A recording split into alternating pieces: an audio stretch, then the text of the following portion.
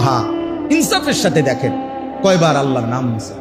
যুবক ভাই, তোমরাও দেখো, ছেলেরা, বাবা, আস্থা জলজ্জান্ত একটা মানুষ, তুমি মুসলমানের বাচ্চা, কিন্তু সারা দিনে 8 ঘন্টা 10 ঘন্টা 12 ঘন্টা চলে যায়, একটা বার একটা সেজদাও না, একটা বার আল্লাহর নামটাও মুখে আসে না।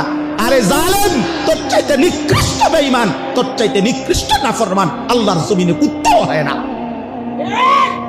কুত্তা এত খারাপ না বেটা, কুত্তাও এত খারাপ না।